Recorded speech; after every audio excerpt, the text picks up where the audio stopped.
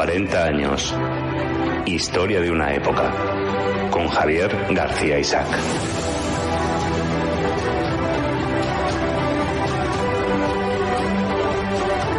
Estamos en 40 años, historia de una época, como siempre, con nuestro amigo, con nuestro compañero, ni más ni menos que JF La Mata, que es el director y presentador del programa El Extintor, al que en realidad, JF, ¿cómo estás? Buenas, pues siempre es un placer estar aquí, don Javier. Bueno, y aquí, en 40 años, es decir, ya tienes 2 programas en radio ya.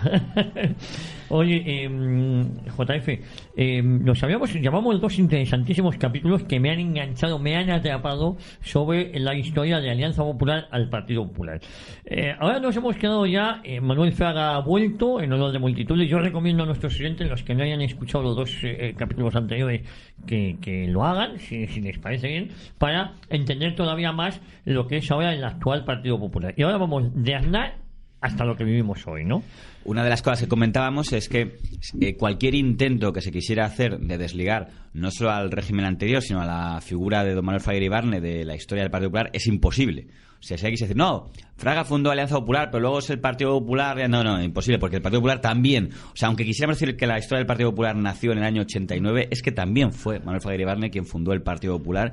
También fue Manuel Fraga Iribarne el primer presidente del Partido Popular, y donde tuvo, de hecho, el cargo de presidente fundador hasta que se murió. Con lo cual, es imposible. Si alguien intenta, porque en esta moda políticamente correcta, guay, borrar la figura de Fraga del Partido Popular es mentira. Es imposible. O sea, que era el presidente fundador y fue su primer presidente ejecutivo hasta que luego pasó a ser presidente fundador. O sea, que aunque se intentara desligar al PP de Alianza Popular, ni por esas, porque también las ideas del PP las puso Fraga, no las puso Aznar. Vale. Con lo cual, si alguien quiere, digamos, en honor a la corrección, borrar el pasado, es imposible.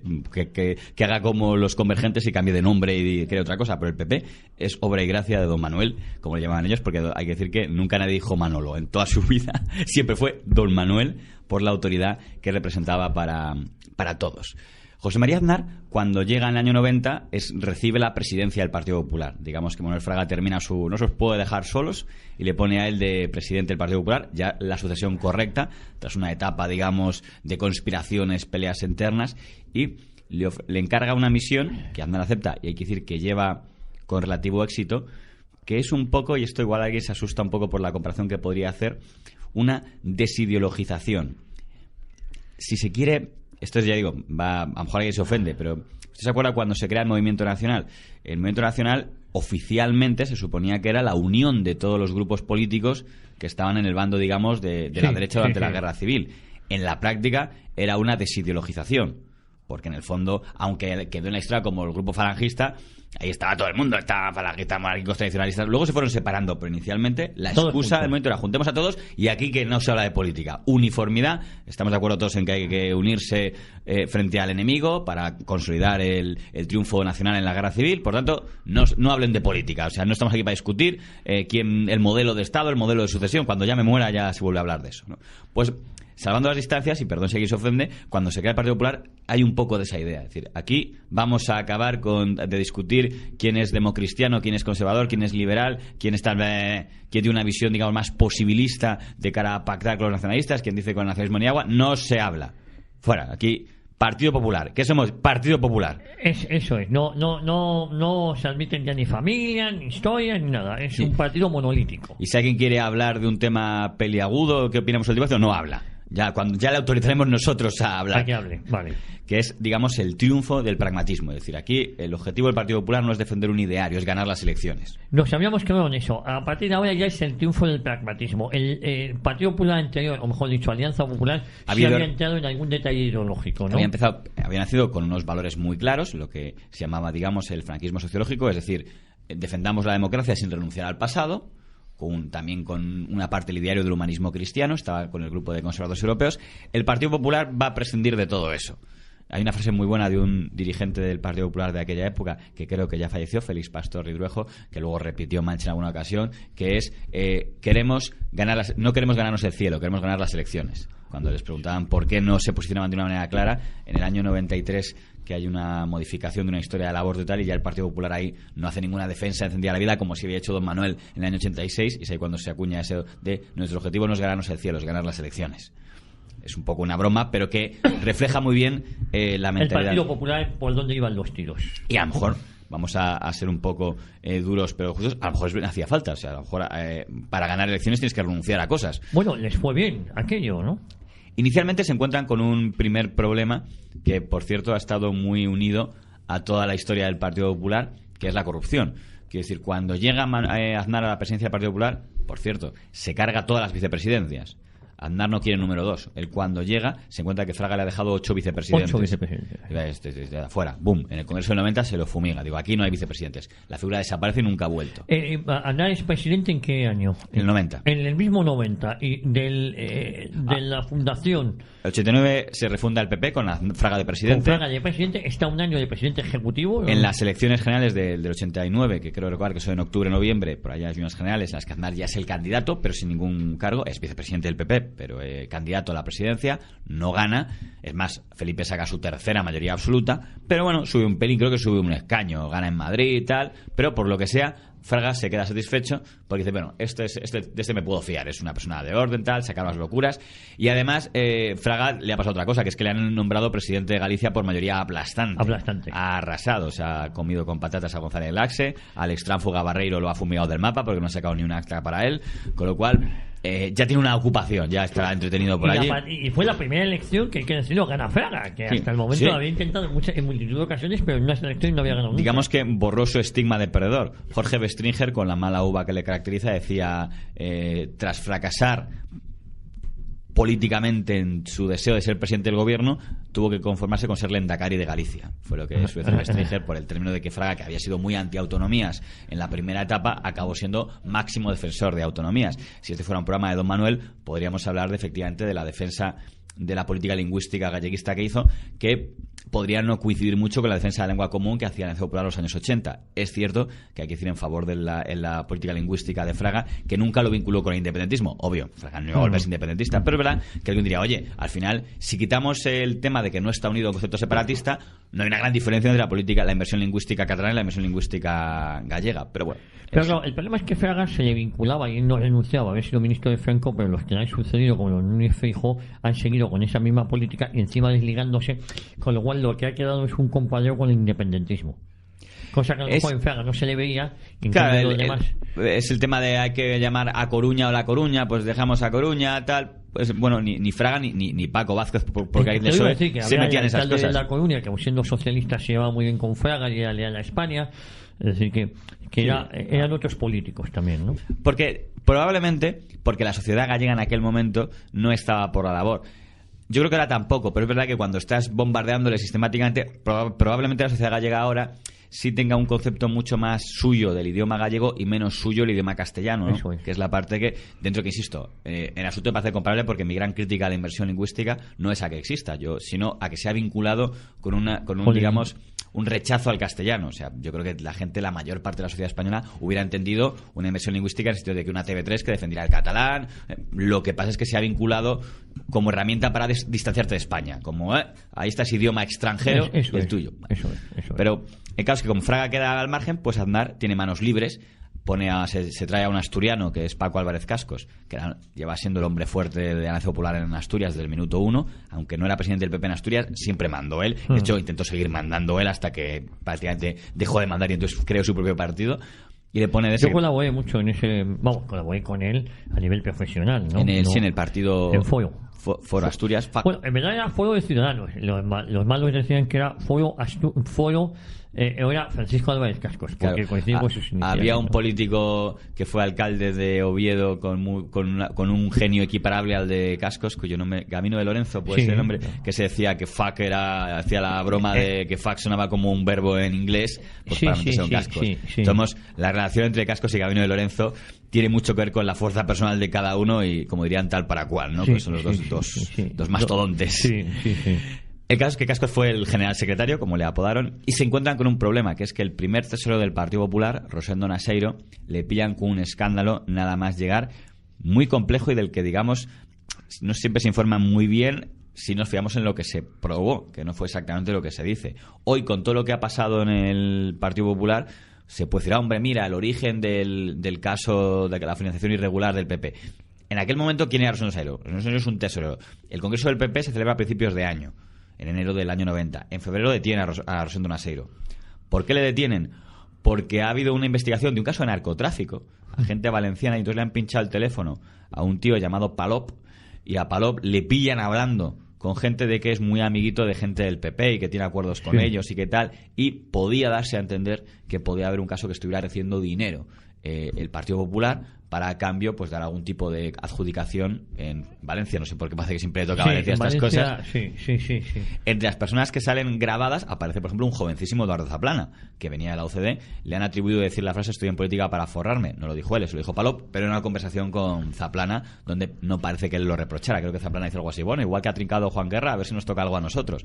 Puede entenderse a lo mejor que estaba en broma, pero apuntaba maneras. Que era un contexto que, digamos, se lo ponía en bandeja a los enemigos del nuevo Partido Popular. De mira cómo vienen estos. Pues hay que decir que los que estaban en esas conversaciones no eran gente de la vieja guardia.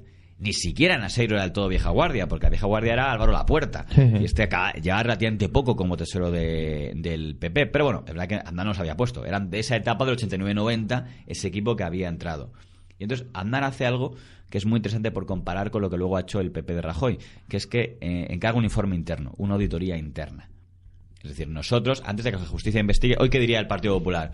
Bueno, pues que la justicia investigue, ya cuando diga algo... Ahí no, hay curiosamente que decir que... Bueno, ¿qué pasa aquí? A ver, encargó a un jovencísimo Alberto Ruiz Gallardón, siempre le ha dado Manuel, hay que decir que era la lealtad personificada Gallardón Junior a Manuel Fraga. Digo, oye, hazme un informe, investígame en todas esas conversaciones que se dice que se está sacando. ¿Y ese informe lo manda Fraga o lo manda Aznar? Lo manda Aznar, seguramente siendo consejo de Fraga, porque lo hace Gallardón, que es Fraga Junior. Entonces seguramente diría, ¿qué hacemos? Digo, bueno, pues investiga aquí qué hay. Hay que decir que lo que más le interesa en ese momento a Aznar no es tanto el tema de corrupción, sino que en esas conversaciones también se veía un tono de conspiración. Porque había el que entonces era vicesecretario del PP, Arturo Moreno, cuyo nombre no suena a nadie porque era muy jovencito y destruyó su carrera política en ese momento, sale hablando con Palop y tal, de bueno, aprovechando que tenemos aquí un núcleo de influencia, a ver si tomamos el control del PP. Ya estoy de vicesecretario, ya estoy no sé qué, tal, con lo cual... Darme una conspiración contra él. Lo que se llamó el Can de Valladolid. Por cierto, ahí estaba en esa operación Carlos Aragonés, que luego se recicló a 2 años, y Miguel Ángel Cortés, que luego se recicló. Pero en aquel momento les apartaron. El señor el tesorero Naseiro dimite como tesorero. El señor que era entonces el Ángel Sanchís, que era el tesorero anterior, se da de baja del Partido Popular. Ahora ha reaparecido en el caso Gürtel porque es un experto en hacer negocios. Arturo Moreno es directamente expulsado de una manera honrosa, no le expulsan nada más, digo, date de baja, le piden que se dé de baja, que es una forma del PP para evitar, digamos, algo más fuerte. Palop también, lógicamente, se va fuera. Es verdad que ese informe dice a Naseiro no aceptó nada. O sea que en todo caso no parecía que esas conversaciones se dedujeran nada, solo que se le había ofrecido cosas y que él incluso al revés, dice Naseiro incluso ha rechazado estas ofertas de Palop de hacer... Es decir, que Naseiro en una de estas llamadas reconoce que a él, los Palop y compañía reconocen que Naseiro no acepta nada. No están las cuestiones que ellos dicen. Es verdad que eso luego hubiera tenido una parte B, que es la parte judicial, y eso se frustra porque, como sabrán probablemente muchos oyentes, la justicia tumba las escuchas telefónicas porque eran escuchas telefónicas autorizadas para el narcotráfico y se considera que no era lugar esa investigación porque no estaba autorizado para escuchar esas conversaciones. Una cosa que le pasa a España es muy garantista. Garzón le pasó algo muy parecido. El juez de aquí, Manglano, no llegó a tanto, pero es decir, si usted no había autorizado, usted no podía escuchar todas esas conversaciones de dirigentes del Partido Popular. Con lo cual, ordenamos que las cintas sean destruidas y no habrá juicio en el Supremo por el caso Naseiro. Nunca se juzgó el caso Naseiro, pero en todo caso yo creo que hubiera tenido una consecuencia más negra para Sanchís y para Palop que para Naseiro, que curiosamente es quien da nombre, pero que nunca quedó claro. Otra cosa es que Naseiro en su vida pudiera tener chanchullos, porque yo me pregunto si alguien que sea tesorero de un partido puede vivir sin chanchullos. Pero bueno, en el caso oficial de lo que se juzgaba en Naseiro, nunca se acreditó que él recibía. No sé si podemos escuchar un poco la voz de Naseiro, ya que lo tenemos por allí. Vamos a ver si localizamos a Naseiro, sí. Tengo que hacer un desmentirlo rotundamente, que no tiene nada que ver ni don José María Aznar ni don Manuel Fraga en tales irregularidades, porque es que no existe. ese momento en el que anunciaba su dimisión. Y decía eso, que ni Aznar ni Fraga tenían que ver con ninguna irregularidad. Hay que decir que Naseiro, tras dimitir, desaparece del mapa y reaparece hace relativamente poco. Reapareció el año pasado en una comisión parlamentaria. No le vi mal, con 80 años, pero le veía con energía. Sí, y con Toni Cantó, sí, me acuerdo que ahí tuvieron una encerrona fuerte. Sí. Ahí entra como tesorero el que ha sido la figura clave de las finanzas del PP desde ese momento hasta casi anteayer, que es Álvaro Lapuerta. Álvaro Lapuerta. Hay que decir que Álvaro Lapuerta es el que se traerá de chico número 2 a un apellido que le sonará mucho a los oyentes más jóvenes, que es Luis Bárcenas. Que es decir, es Álvaro Lapuerta el que mete a Luis Bárcenas ya, le va introduciendo en las finanzas del Partido Popular. Como su chico, ¿no? Sí. Hay que decir que Lapuerta había sido diputado de Alianza Popular en la primera etapa, por cierto, de los que votó en contra de la Constitución española, en esa división que hubo entre los que estaban a favor como Fraga y los que no. Él cayó en el bando de los que no, pero bueno, se hicieron amigos. Y Fraga le dice a Aznar, si nos creemos lo que cuenta Escolar, que dice que fue muy amigo de Lapuerta, lo que dicen que le dijo Fraga a Aznar: este es millonario, no va a robar. Dice que un poco fue el argumento. Sí, bueno, eso era muy de Fraga, ¿eh? Sí, esos argumentos eran muy de Fraga, ¿eh? Entonces se quedó allí. Bueno, esa es la parte financiera. Es verdad que la sombra estará siempre. El tema de los donativos ha estado siempre. Los que han ocupado finanzas en el PP y el PSOE, que tienen que financiar grandes cosas, siempre están bajo sospechas. En el caso del PSOE, pues Guillermo Galeote. Pero judicialmente hay que decir que hasta aquí nos quedamos. No llegó a haber más del caso Naseiro. Fue el comienzo del PP y no quedó mal Aznar, porque el tema de hacer un informe interno, el tema de expulsar gente, en comparación a lo que han hecho después los sucesores del PP, sobre todo, con perdón, y la gente va a decir que tengo manía, pero es que me parece que es muy difícil salvar al Mariano Rajoy Brey como presidente de un partido. O sea, pues a lo mejor como gestión como presidente del gobierno se puede salvar en alguna cosa. Económica quizá. Como presidente del Partido Popular no encuentro elementos positivos en su gestión administrando en el partido, y este es un buen ejemplo, porque no se me ocurriría a alguien que dijera: oye, hay un escándalo del PP, pues yo espero hasta la justiciable. Digo, no le interesa a usted saber qué ha pasado, no tiene una curiosidad por, oye, una comisión interna, algo. Aznar se trae a Álvarez Cascos de secretario general o de general secretario. Todo esto Fraga gobernando en Galicia. ¿Y cómo empieza el asalto al poder? Bien, en ese momento el que gobierna en España es Felipe González, gobierna arrasando, y el primer enemigo de Aznar es cepillarse a Adolfo Suárez. Esa es su primera misión. Y lo va a conseguir, entre otras cosas, porque al CDS y que desaparezca el CDS. Y lo va a conseguir en gran medida gracias a los propios errores del duque de Suárez. Pero a Suárez le pasa algo que es muy habitual y que le pasó en menos tiempo a Rosa Díez, que es pertenecía a otra época política. Eso es algo que no es culpa de él. Quiere decir, cuando ya, digamos, estás en una situación de que eres un símbolo de la política de hace 20 o 30 años, ahora, a lo mejor gente joven idolatra a Suárez porque queda el recuerdo de la idealización cuando a alguien... De una falsa idealización, porque aquí idealizamos, tenemos una facilidad para idealizar cosas. Pero intenten explicar que para los jóvenes de los años 90, Suárez era el residuo del pasado. Dice, pero todavía sigue por aquí este. Sí. Hay una frase muy dura de Aznar que es: Suárez ya es historia. Y lo dijo cuando aún era su rival en las municipales del 91, y Suárez le contestó: pues yo estoy en la historia, pero usted nunca entrará en ella. Fue lo que le dijo Suárez en aquel momento al jovencísimo Aznar. Pero Aznar era el que representaba la renovación. Suárez jugaba en contra de ese espíritu renovador. Y segundo y más importante, Suárez había logrado despistar muchísimo a sus electores con su política de pactos. En el 89 había pactado con el Partido Popular una serie de mociones de censura que habían llevado entre otras a Sagún a la alcaldía de Madrid, y en el 91, en cambio, cambia de opinión y dice que no, que hay que pactar con el PSOE, y empieza a pactar con el PSOE en los pocos concejales que les quedan, tal. Mucha parte de su electorado nunca lo entendió, era la política de la percha, como se llamó, la percha de ser la percha del PSOE. Eso lleva ya 10 y pico años, 13, con lo cual la gente, los que votaban, digamos, al CDS pensando que iba a apoyar un poco el cambio, y lo que está haciendo es perpetuar a los que llevan, entre comillas, toda la vida, porque para la gente joven eso es el partido que lleva toda la vida. El CDS ayudó a perpetuarse a Felipe González. En esa última etapa, sí, bueno, de hecho, cuando sale el caso Juan Guerra, se convoca una cuestión de confianza, una cosa que, por cierto, se usa muy poco en el Parlamento, cuando, digamos, se quiere demostrar a un presidente del gobierno que le apoya. El PP está en la oposición diciendo vaya Anguita, Izquierda Unida, está en la oposición diciendo es una vergüenza que dimita a González, y a Alfonso Suárez diciendo todo mi respaldo al presidente Felipe González, que es que había recibido además todos los insultos por parte de Alfonso Guerra en su momento, en la etapa en la que era presidente, en la etapa de que le llamaba el taúd del Mississippi. Suárez si se quiere jugar, digamos, a la maldad, él había contraído esa enfermedad muy típica de un sector de la centroderecha de intentar ser progre. Intentó ver si conseguía que le admitieran como alguien progresista. Quizá, a lo mejor, hay un secretario general del CDS, Gómez Calcerrada, que me dice que era que al final a Suárez le podía su formación falangista.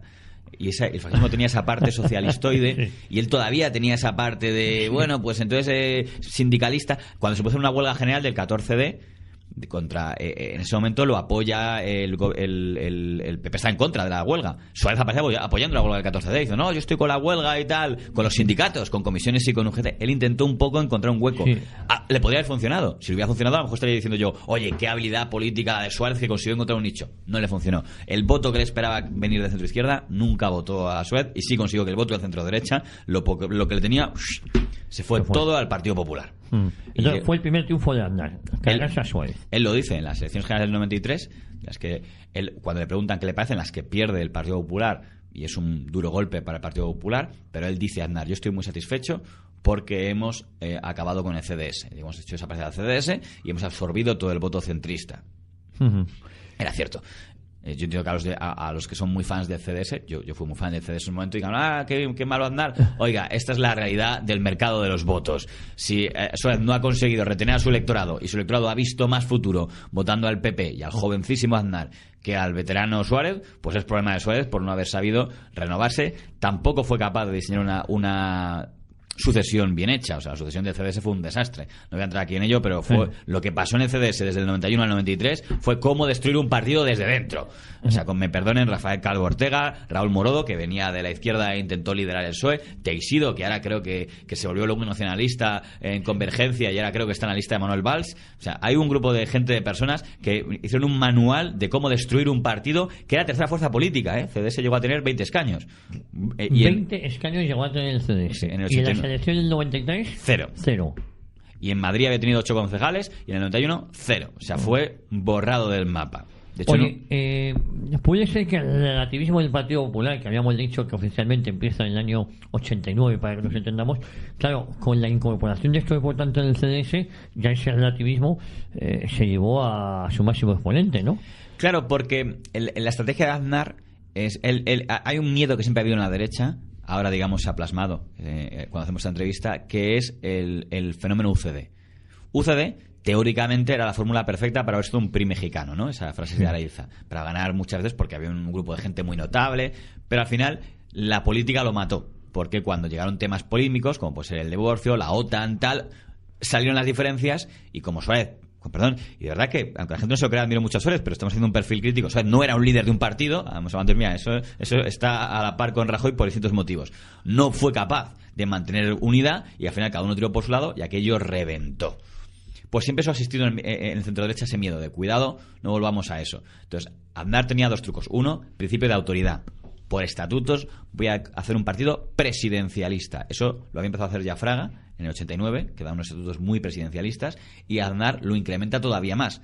Esto que existe en el Partido Popular, de que el Comité Nacional lo designe en gran medida el propio presidente del partido y no, por tanto, sea por designación, en el Partido Popular, recordemos que había listas abiertas. La gente abajo no lo sabe, la ejecutiva se votaba por los compromisarios, y los que tenían más votos entraban o salían del Comité de Notables. Eso se lo cargaron aquí. Vamos a la designación directa. Que el candidato a la presidencia del gobierno lo designe el presidente del partido, como si dicen ellos, lo proponga al comité, a la Junta Nacional, que va a decir lo que proponga el presidente. Todos son ideas para decir, aquí manda uno. Y aquí lo de guerra, el que se mueva sale de la foto. Pero era porque era una cuestión de supervivencia. Es decir, ya hemos sabido lo que pasa si concedimos un perfil demasiado abierto. No es casualidad que en el Partido Popular, hasta este año, no haya vuelto a haber una lucha de 2 por la presidencia. Se creó el diseño de que fuera muy difícil que alguien quisiera retar al jefe.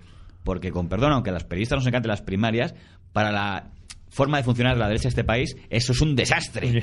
Porque acabas creando grupos familias internos del partido, tal. A ver quién se coloca y al final... De hecho, Soraya de Santa María, un cáncer para el Partido Popular, demostró cómo era cuando pierde y inmediatamente intenta crear uno. Claro. Y menos mal que Pablo Casado demostró ser un poco más listo de lo que parecía, y digo, esto que dijo ella, como he sacado creo que dijo no me acuerdo de un porcentaje, un 38%, me toca el mismo porcentaje de gente en las ejecutivas. Que digo, ¿pero qué estás diciendo? Y le dijo genial, vamos. Y hizo bien, porque eso hubiera sido crear un subpartido dentro del partido, que es lo que Aznar, cuando hace los estatutos del PP, de acuerdo con la política iniciada por Don Manuel, dice, aquí vamos a acabar con esto, y cargarse a las vicepresidencias era también eso. Digo, aquí no va a haber...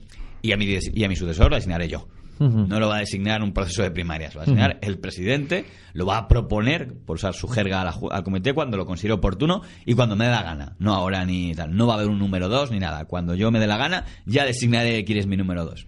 Eso, digamos, eran las fórmulas que había. Y eso también incluía lo que decíamos antes, la desideologización.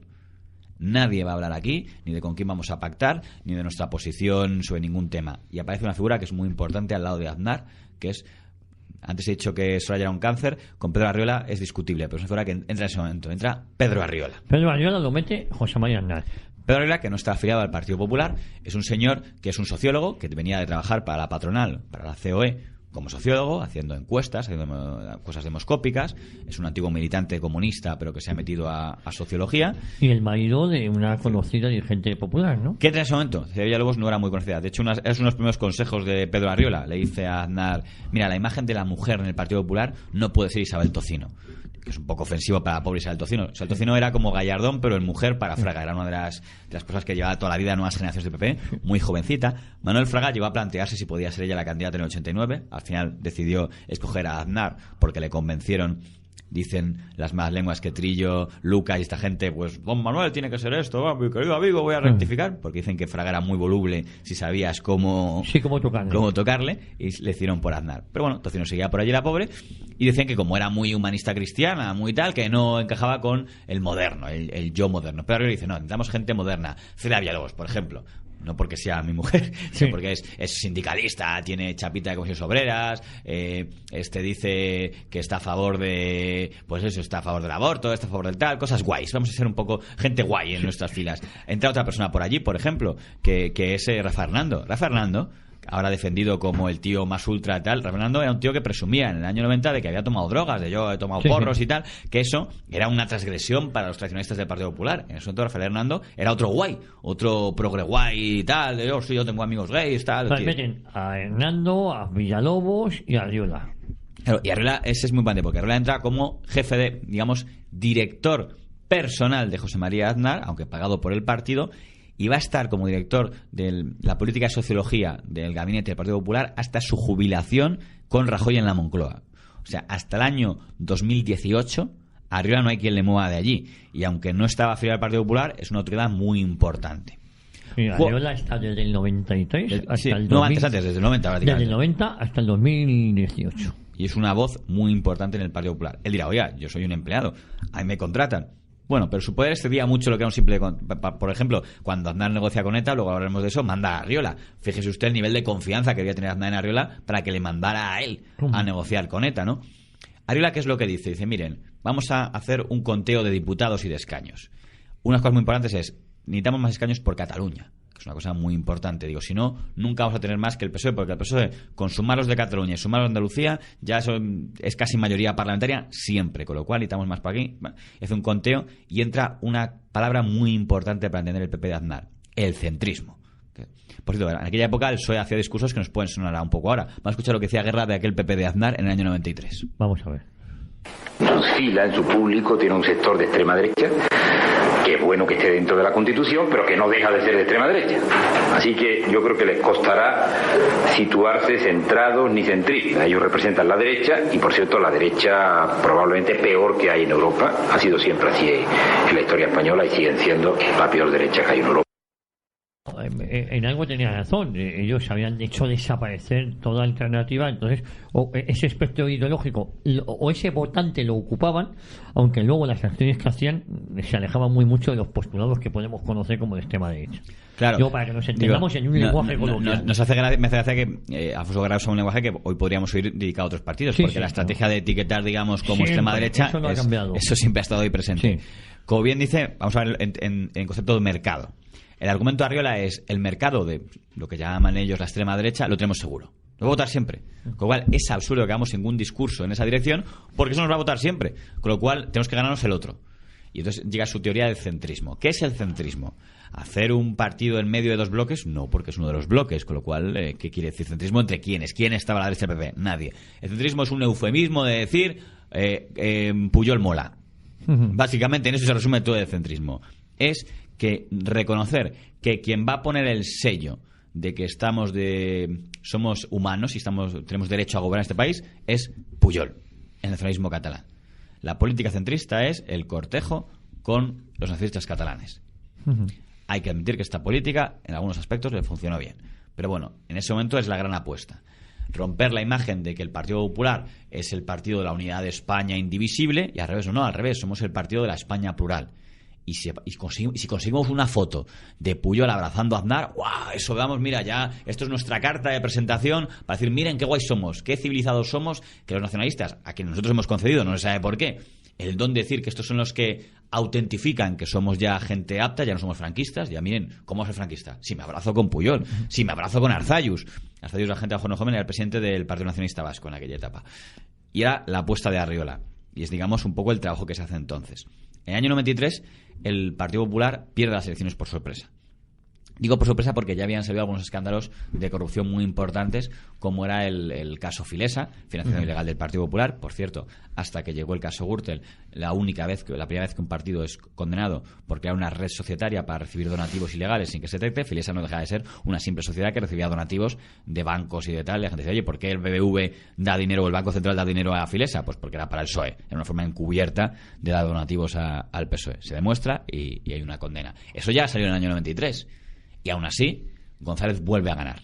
Si mayoría absoluta, 150 y pico escaños frente a 130 y pico del Partido Popular. Pero era un poco sorprendente que con ese ambiente de corrupción ganara. Y con los GAL también acechando. Sí.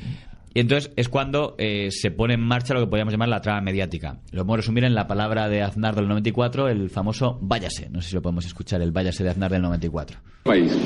Quiero que todos los ciudadanos sepan que he entendido bien el mensaje, que sé que el triunfo debe ser tomado exactamente como un mensaje de cambio sobre el cambio, de impulso democrático.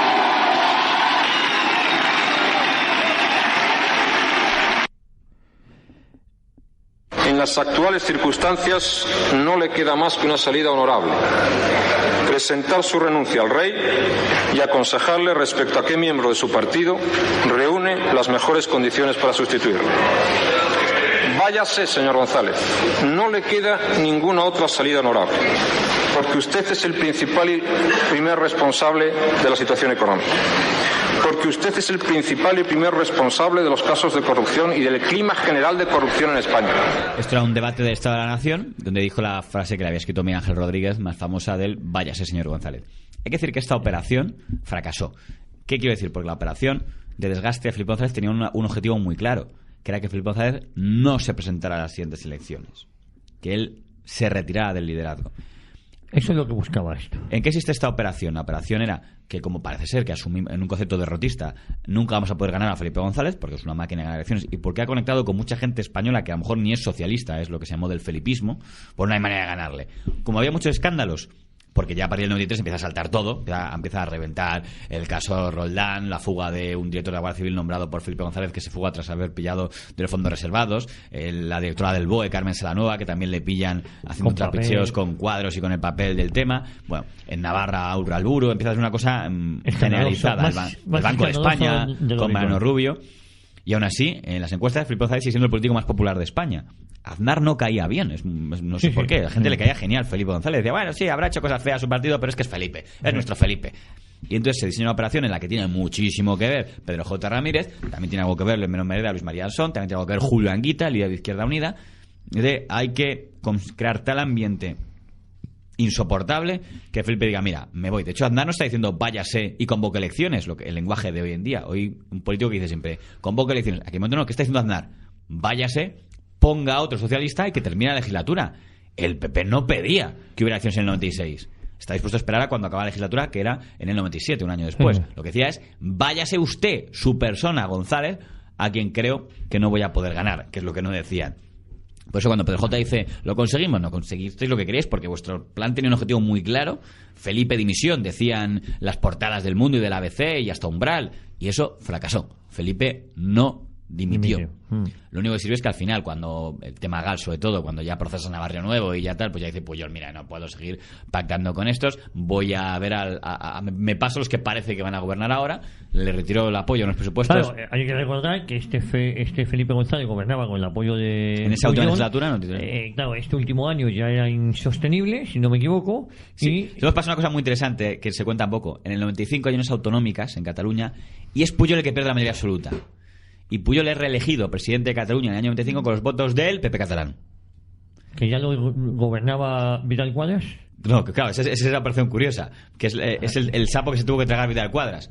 En octubre del año 95, Convergencia aún está gobernando con Felipe González a nivel nacional. Porque aquí se entiende mucho mejor todo. Es decir, Felipe González gobierna con el apoyo de Pujol. En las elecciones autonómicas del 95, Pujol pierde la mayoría absoluta y es el Partido Popular el que va a apoyarle. Ese Partido Popular de Cataluña, vamos a entrar en el episodio del PP catalán, que es muy interesante. El PP de Cataluña, que prácticamente con Fraga no había tenido una gran movilidad, Aznar lo fomenta mucho. Su primer candidato es Aleix Vidal Quadras, porque viene de Unió, viene alguien que parecía que podía ser nacionalista. Cuando aparece el tema lingüístico, Vidal Quadras sorprende a Aznar y se posiciona a favor de la lengua común, es decir, del castellano, y por lo tanto en contra de la política lingüística, cuando era un tema que nadie quería tocar. Influyó ahí muchísimo que tenía un asesor llamado Federico Jiménez Santos, que en ese momento estaba de asesor de Vidal Quadras, y él el tema lingüística siempre lo ha tenido muy Federico Jiménez Santos, que venía de Barcelona, había sido profesor en la universidad, si no me equivoco, en su juventud había sido comunista y había sufrido un atentado de terrorismo. Sí, le había metido un tiro en la rodilla. Un tiro en la rodilla, por eso cogía. Entonces, en ese momento, Aznar dice, necesitamos a un PP más catalanista, porque la obsesión es subir en Cataluña. Entonces, ficha a un exdirigente de Convergencia, cuyo nombre no me sale ahora, que le pone de cabeza lista por Barcelona, y ficha a Francisco Maruenda, que viene del sector pancatalanista. Ahora ya dirán, hombre, ahora parece que no. Bueno, pero en aquel momento Maruenda estaba con los que decía que el PP tenía que dar un perfil más catalán, más cercano. De hecho, si veo alguna entrevista en el periódico de Cataluña, firmaba con Francesc Maruenda. Luego en el ABC no, hay Francisco, pero tampoco puede gente usar los dos nombres, no es algo novedoso, pero bueno, y aparece por allí como alguien que entra en ese PP. Ese PP, Julio Ariza está puesto también por ahí, de número 8 en esa lista. Es ese PP catalán donde están todos estos, Vidal Quadras, Maruenda, Ariza, el que tiene que votar. Ariza, que luego fue diputado autonómico también. Sí, en ese Parlamento del año 95. Y todos ellos tuvieron que votar. Quizá Vidal Quadras y Ariza tragándose la rabia, pero votaron a favor de reelegir a Pujol presidente en el año 95, por indicación de Aznar, que dice: eso nos puede ser útil. Si Aznar depende de nosotros, si Pujol depende de nosotros en Cataluña, quizá él luego nos apoya a nosotros. Con lo cual, todo eso está en el contexto de cuando Pujol retira su apoyo a los presupuestos a González y fuerza que se repitan las elecciones. Porque ya en Cataluña ya es aliado del Partido Popular. Llegan las generales del año 96 y ahí es cuando se produce lo que Pedro J. Ramírez ha llamado la amarga victoria. Con toda la campaña de intoxicación, con toda, intoxicación, bueno, de tampoco era mentira, o sea, los escándalos eran reales, me refiero que con el machaque diario contra la figura de Felipe, con todo lo que había ocurrido, con el tema de los GAL, con un ministro procesado, un secretario de Estado procesado, un director de la Seguridad procesado, un director de la Guardia Civil procesado, un gobernador del Banco de España procesado. Con todo eso, gana Aznar por 153 escaños, que es la victoria más ínfima de la historia, hasta que han venido los amigos Rajoy y Sánchez a superarlo, pero en aquel momento era la victoria era menos que lo que había tenido Suárez, y con una oposición con 141 diputados, que es el máximo logrado nunca por un primer partido de la oposición en la historia de España, 141. Es decir, solo la suma del PSOE, Izquierda Unida, ya era más que el PP. Eso es lo que se encuentra a Aznar cuando gana las elecciones. Con lo cual, el trabajo para esa investidura es probablemente de los más difíciles que ha tenido nunca un candidato a la presidencia del gobierno, mejorando Sánchez y Rajoy, que ya son otra dimensión política. Pero en aquel momento era como, ostras, ¿y ahora cómo gobernamos? Porque el Partido Socialista no se presentó a la investidura, ¿no? Dejó, que es verdad que siempre se ha dicho que Felipe González a lo mejor tenía que haber intentado seguir presentarse a la reelección como presidente, pero dejó que la lista más votada fuera la que hicieran los intentos de... Él lo que dijo en ese momento es que el primer turno le corresponde al que ha quedado en primer lugar. Yo creo que no tenía ninguna voluntad, pero bueno, no lo sabemos. No, yo creo que efectivamente... Pero es verdad que él lo que dijo es, bueno, como ha sacado más votos que lo intente él. Y era un pequeño problema. Hay que recordar que en aquel momento Convergencia y Unión había hecho siempre campaña en contra del franquismo del PP y tal. Era complicado. Es cierto que en ese momento apareció una teoría extraña del diario El País, que era la teoría de que probara el PP a cambiar de candidato.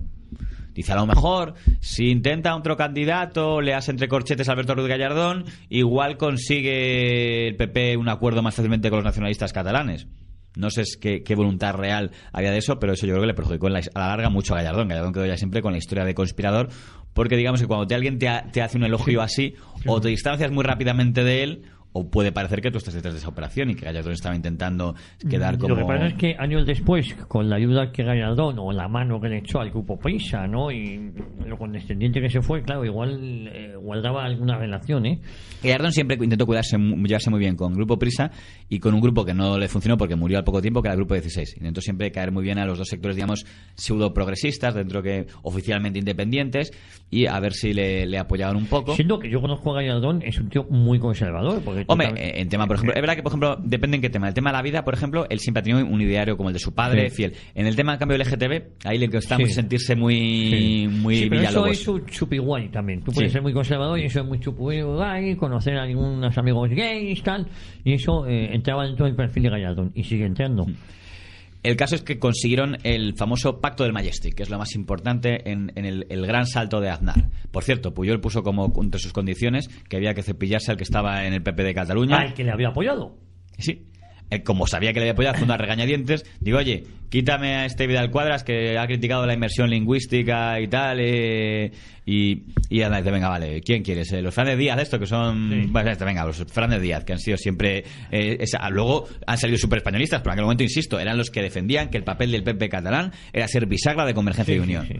Y no digamos Pedro J. Ramírez. Pedro J. Ramírez, que escribe en ese momento que Vidal Cuadras es un radical y que si hay que ser centrista, hay que ser ejemplo del gran centrista de España, que es Jordi Pujol. Él llega a decir que el PP tiene que disolverse en Cataluña y cometería Convergencia y Unión en el referente del PP. El propio Pedro J. Ramírez, en un acto público en Barcelona y hablando, y dice por qué cree que el PP tiene que disolverse y que Convergencia sea como UPN, como digamos la Federación Catalana de... Algo que por supuesto nunca hubiera aceptado ni Convergencia ni el PP, pero para que veamos el nivel de fascinación que causaba lo de soy de derechas pero soy nacionalista, y si soy nacionalista ya eso ya me cura. El gran pecado de la derecha, si soy derecha catalanista, entonces ya soy liberal igual. Pero J ha hecho mucho daño, En ese momento, luego cambio presentó, era uno de los que dirigía totalmente la línea, además se lo ha reconocido, como a mí me admira mucho que Pedro J sea tan sincero de que hasta presume de ello en sus libros, de cómo iba a hablar con Aznar a su casa y ahí con Villalonga y con Blesa y de cómo debían hacerlo todo. Federico Jiménez de los Santos, que nunca compartió la parte lingüística y nunca compartió la parte de liquidez de Alcuadras, sí compartió una parte del PP Guay, que es presentar a Aznar como heredero de Azaña, que es una cosa bastante... O sea, como hay que desligar al PP del franquismo y del fraguismo, él escribe un libro totalmente con la idea de hacer un poco de publicidad Aznar, diciendo que Aznar representa los valores de Azaña. Sí, bueno, es que a Jiménez de los Santos también se le va mucho la cabeza. Otra cosa es que a un sector muy conservador ahora le tengan como referente. A mí hay cosas que me espantan, pero... Pues hay una presentación de un libro que se llama La última salida de Manuel Azaña, que es un acto de propagandística, Federico Jiménez de los Santos con Aznar a su lado y diciendo que vamos, que el espíritu de Azaña aquel es el que hoy tiene el Partido Popular de Aznar. Estaba en el Partido Popular.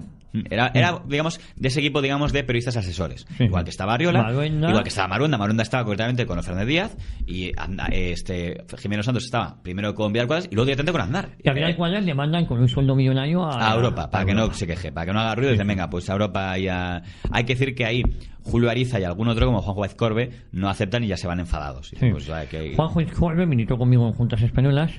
Intentó ser presidente del Partido Popular de Cataluña, apoyado por Vidal Cuadras. Sí, señor, y sacó un 20% frente a Josep Piqué. A Josep Piqué, que ha estado en estos micrófonos. Que estaba ahí con los Fernández Díaz apoyándole y tal. Sí, y el presidente del Partido Popular catalán fue Josep Piqué. Juanjo Ezcorbe, que venía de ser... si no me equivoco, el secretario general de Fuerza Joven en Cataluña. Él tuvo un cargo muy importante en Fuerza Joven en la época de que estaba ahí también Anglada y tal. No era cualquiera, estaba no sé si era en Cataluña o en Barcelona, pero sé que te llegó a tener un cargo importante de líder. Yo era en Barcelona, yo era muy amigo de él y luego él es uno de los fundadores de Juntas Españolas. Yo dirigí como todo se sabe, mejor decirlo para que no a uno de pie renuncie.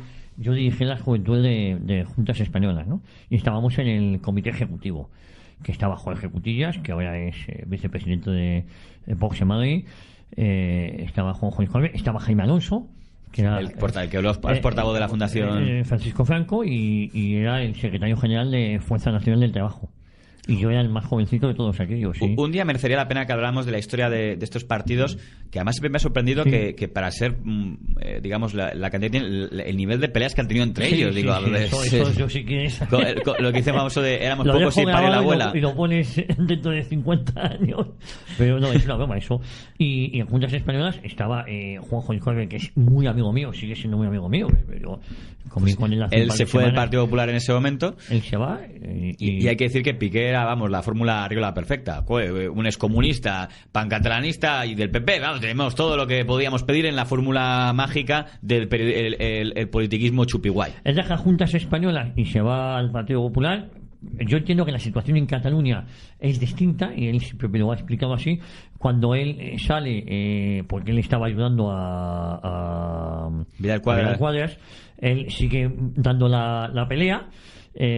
Cuando esa operación sale mal, a él el Partido Popular le defenestra y es sometido a una y otra inspección de Hacienda. No, sí. El ambiente se hace irrespirable y se viene a Madrid. Se viene a Madrid con una mano delante y otra detrás. Y lo digo con todo el cariño y además él lo dice. Y acude a su rescate un grupo de comunicación que en ese momento dirigía otro catalán, como es Julio Iza. Que venía, que era el Radio Intereconomía, lo que luego será el Grupo Intereconomía. Y hace consejero delegado, y yo creo que posiblemente la persona más digna de la alta de los ejecutivos de Intereconomía que ha pasado por esa casa. Vamos a ver si podemos escuchar a Aznar y a Pujol y a Arzalluz cuando hablan del pacto de investidura del 96, a los dos. Nosotros, como ya he dicho yo, asumir esto con convicción. Esto no es simplemente un apaño, esto es una apuesta fuerte. No son solo 5 votos, es también un cierto espaldarazo, creo yo, de gente que ha estado muy enfrentada y que en un momento dado ha cambiado de dirección. Y eso creo que también vale. No sé si ellos lo han valorado. Esto que dice Arzalluz es genial. Por cierto, esto Arzalluz, que es el presidente del PNV, lo dice en la sede del PP. Él aparece con el logo del PP detrás y está diciendo, el hecho, no solo que nuestros 5 diputados apoyen a Aznar, es que el hecho de que nuestro partido apoye al PP le da prestigio. Lo peor no es que lo diga Arzalluz, es que creo que el PP también lo pensaba. O sea, que en el fondo ellos entendían que ser apoyado por los nacionalistas es lo que te da, eres centrista. Ya somos centristas a raíz de esto. Oye, es curioso que el PNV, el Partido de los Negocios Vascos, nunca se ha bajado los 5 escaños, porque son los que tiene ahora. Ha sido su porcentaje, digamos, habitual. Hay que decir que en qué supuso ese pacto. ¿Más inversión para Cataluña y el País Vasco? Sí. Pero es interesante decir que el pacto de Majestic no se quedó solo en un tema de mayor inversión para Barcelona y para Cataluña y para el País Vasco. Una serie de cosas que quizá la gente no sabe de ese periodo. Se puede decir, hombre, la gobernabilidad era necesaria. ¿Qué queríamos? ¿Un parlamento caótico o un tal? Es verdad que puede tener una cierta lógica buscar aliados. No iba a ser con los comunistas o con el PSOE. Es verdad que podía haber habido un pacto PSOE-Izquierda Unida con nacionalistas que hubiera sumado mayoría y Felipe hubiera seguido. Pero bueno, la suma de Aznar con Convergencia, con PNV y con Coalición Canaria, necesitaba a los 3, si no sumaba mayoría absoluta. Vale, hasta aquí. ¿A cambio de qué? ¿A cambio de más inversión? Más inversión. Eso siempre se enfadará en Castilla y León y Murcia y tal. Vale. Pero no se quedó allí. Se pidieron cosas políticas que no sé por qué se comentan poco. La supresión del servicio militar obligatorio, por ejemplo. Eso es muy importante. Eso lo pide concretamente Convergencia y Unión. No es el PNV. Convergencia y Unión pide que sea suprimido la mili. Porque no quiere que, digamos, pues todos los catalanes tengan que pasar por la obligación de jurar la bandera, de estar un año sirviendo, tal, eso, y se carga entonces. Y acepta el Partido Popular cargarse eso. Sí. Que no han reconocido, por cierto. Nunca ha reconocido, pero por ejemplo, hay una enmienda muy interesante que decía que en todos los actos en los que esté presente el gobierno nacional o la familia real tiene que sonar el himno nacional. Eso se suprime en ese momento. Se suprime también en ese momento. O sea, la obligatoriedad de que el himno nacional suene en ese momento se suprime. Hay una enmienda que dice obligatoriedad del respeto al himno nacional. También es suprimido en ese momento. De que esta historia famosa de los abucheos, es que no abucheos, es que además estaba establecido cómo tienes que comportarte. No se decía, tienes que estar de pie, firme, tal. Eso se suprime. Y me acuerdo que hay un editorial de algún periódico como El Mundo del País diciendo, bueno, se entiende, no se puede obligar a la gente a que haga tal cosa. Claro, se fue haciendo dejadez hasta que la famosa historia, la entrega a las autonomías de la enseñanza de la historia según el perfil económico que marque cada autonomía, lo cual en la práctica era lo que abrió el camino a que Cataluña y el País Vasco enseñaran su propia historia, es del año 97. Con Esperanza Aguirre como ministra de Educación. Esperanza Aguirre. Ella me dirá probablemente que ella, oiga, se lo dieron, dijo, mira, tienes que hacer esto, pues lo hizo. No porque probablemente ella no creo que fuera partidaria, pero el caso es que fue su ministerio el que hizo esa cesión de competencias a las autonomías. Porque la enseñanza de educación hasta ese momento era puramente administrativa, siguiendo los dictámenes del ministerio. Cuando dice, no, podrá diseñar la Consejería de Educación la enseñanza, es del año 97. JF, en la reciente convención del Partido Popular, estamos hablando del 2019, José María Aznar, que compareció en esa convención, días antes, me parece que el día anterior había concedido una entrevista al diario El País, donde dijo sentirse orgulloso del Pacto del Majestic. Supongo que lo dirá porque se siente orgulloso de haber sido presidente y a lo mejor no hubiera sido presidente no sé sin si eso. Se las dijo en las declaraciones directamente al País o lo dijo en la convención, digo, para no engañar, y la recogió el País.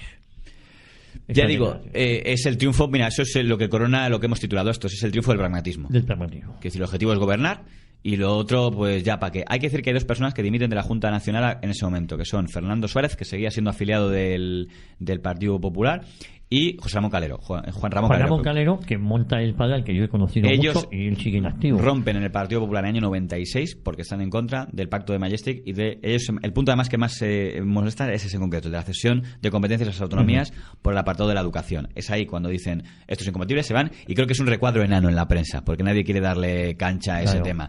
Es muy interesante la complicidad de los medios de comunicación de la derecha en toda esta historia. Juan Ramón Calero, que lleva años en política, años sirviendo a la había sido portavoz con Fraga, vicesecretario, había sido un equivalente a Rato.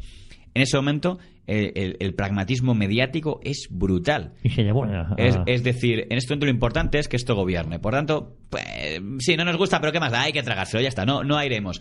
Julio Ariza, el último acto de rebelión que hace en el Partido Popular de Cataluña es hacer una intervención en castellano en el Parlamento. Esto es muy interesante, los que dicen que es mentira esto de que el castellano se persiga. No digo que vayan con antorchas a que no en castellano, pero es muy simbólico que en el año 96, septiembre, ese mismo 96 en el que Aznar ha sido investido y se ha dado un abrazo con Pujol, un diputado del PP en Cataluña hace una intervención de un tema que no tenía nada que ver, muy secundario, muy urbano, pero lo hace en castellano. Inmediatamente todos los diputados de Convergencia y Unión, de Esquerra Republicana y del Partido por la Independencia, Pilar Rahola estaba por allí, se levantan y se van. Pregunta a Ángel Colom, oiga, ¿por qué se han ido? Porque no quiero escuchar una intervención en castellano en mi Parlamento. Digo, para que veamos qué Convergencia y Unión era con la que estaban pactando. Y esto es muy interesante para recordar. Eso... Un Ángel Colom que luego acabó en... Ramón Colom, Ángel. Ese que fundó... Ese se fundó el Partido por la Independencia con Pilar Rahola y después al final acabó en el Refugio Convergente con Artur Mas, que es el que le puso una fundación para confraternizar con los islámicos catalanes. Entonces, que luego, te digo porque este detalle de Colom en Marruecos es muy importante para saber el nivel de inmigración musulmana que tiene en Cataluña. Es decir, que cumplió bien su labor. Eso no se encarga de ese tipo de cosas. Bueno, pues ese historia en los medios, ustedes encontrarán mejor en ABC un recuadrito así. En el mundo. Bueno, sí, parece que gente se ha ido mientras hablaba un tío en castellano. Cuando dices, oye, ¿no sería algo, digamos, para anunciar en portada un editorialillo de qué está pasando ahí? Televisión Española, para que hablemos. No, es incidente, no que nadie se entere. Aznar, que es como, digamos, a mí me recuerda a los aliados de la Segunda Guerra Mundial cuando se enteraron que los soviéticos habían hecho la matanza de Katyn. Sí. No, que esto no se cuente mucho porque es nuestro aliado y no podemos permitir que la opinión pública se entere de lo que hacen nuestros aliados. Pues igual, ahí el Partido Popular dijo, piezas filas, son nuestros aliados, que no se enteren en Madrid de cómo se las gastan estos catalanes. El gran sueño de Aznar, que estamos en la palabra final, era conseguir un gobierno de coalición. O sea, Aznar, su remate final para haber triunfado este triunfo de pragmatismo era que Convergencia y Unión hubiera aceptado ser ministros. Rafael Arias Salgado, eso me lo contó a mí, él ofreció directamente Miquel Roca, ministro de Exteriores, Durán Lleida también tenía opción de Exteriores, también tenía opción de Justicia y tal, y aunque estas dos personas querían la elección de Convergencia y Unión, digo, no nos queremos comprometernos con esa unidad. El gran sueño de Aznar era: yo he resuelto el problema de cohesión de España porque he integrado al nacionalismo en esta nación de naciones, esa famosa frase que tanto denostan de Zapatero. Ya Aznar lo intentó basar. Es verdad que hablaba de nacionalidades, que es lo que decía la Constitución, pero es la gran apuesta de Arriola. Hubiera culminado en el 2000, cuando saca mayoría absoluta el Partido Popular y tiene una gran subida en Cataluña. Hay que admitir que consiguió ahí una parte de lo que decía Arriola, de esa subida de escaños fundamental, pero el último punto era integrar al nacionalismo catalán. Vamos a hacerle un favor a Aznar y vamos a decir, según aclararnos su versión, yo fui engañado por los nacionalistas catalanes. De todas formas, si Aznar en ese año 96 repite elecciones, o se llegan a repetir las elecciones, a lo mejor hubiese sacado la mayoría absoluta en el 97. O una subida que a lo mejor no le hubiera hecho ser tan dependiente de Pero ellos. Yo creo que si él llega a dar la imagen, me están intentando chantajear, yo no admito esto, porque el problema es que luego, cuando obtiene esa mayoría en el año 2000, no cambió nada de esos pactos que había hecho con los nacionalistas, que además... No, es más, la investidura de Aznar en el 2000 sigue teniendo los votos a favor de Convergencia y Unión. A pesar de que no hacía falta, pero siguen apoyando. Y Trías dice en ese discurso, Xavier Trías dice que consta sin Aznar que Cataluña es una nación, y Aznar no dice, ¿pero qué dice usted? Dice, usted sabe que yo siempre he compartido la pluralidad del Estado español. En aquel momento. Y nos quedan 2 minutos para terminar. Claro, nos queda una época apasionante, que es la de... Si quiere, un poco para llamar a periodo casi apartado, vamos a escuchar un corte de Aznar del año 98, de otra cosa que pasó en ese periodo del centrismo, que es el tema del terrorismo. No sé si está. ¿En qué punto estamos? ¿Cómo está ese proceso? Hoy hemos oído al ministro de Interior hace unos instantes en nuestro informativo decir que si ETA deja las armas, el gobierno sabrá ser generoso. Yo Llevamos casi 9 meses sin que se produzca un asesinato. Después de llevar 30 años soportando el terrorismo, la violencia, llevar 9 meses sin un asesinato, sin una muerte, es un cambio muy importante, muy importante. Ahora, es un cambio de escenario. Y sin duda, la situación que vivimos en este momento es muchísimo mejor que la anterior. Porque créanme, y esto yo creo que todos los españoles lo saben, nada peor hay que alguien sea asesinado. Nada peor hay que, por defender la libertad, por defender una idea, por el mero hecho de tener una representación política, alguien muera. Y eso ha ocurrido durante mucho tiempo en España. Ahora tenemos otros problemas que resolver, pero la situación sin duda es comparativamente... Lo peor de esta intervención no es este comienzo, es cuando dice la famosa frase de estamos dispuestos a ser generosos con el terrorismo si deja de matar. Que es una intervención más larga que no da tiempo ya, pero luego la pondremos en el próximo programa, porque es otro símbolo de centrismo. Yo creo que va a merecer una cuarta parte que es ya el rajoyismo, que digamos como herencia de, quizá diría alguien, de la peor parte del aznarismo, es el rajoyismo, y ya sería, digamos, con el que culminamos al Partido Popular actual. Bueno, pues nos quedamos en el año 2000, ¿te parece? Sí. Y ya nos metemos de lleno en la mayoría absoluta del Partido Popular y luego en la época de la oposición y la gran victoria de Mariano Rajoy, y hasta nuestros días. JF, la matanza de haberte tenido aquí, como siempre. Y seguir esta revisión de estos 40 años de tantas cosas. De tantas cosas. Volvemos la próxima semana aquí a Radio Historia de una Época.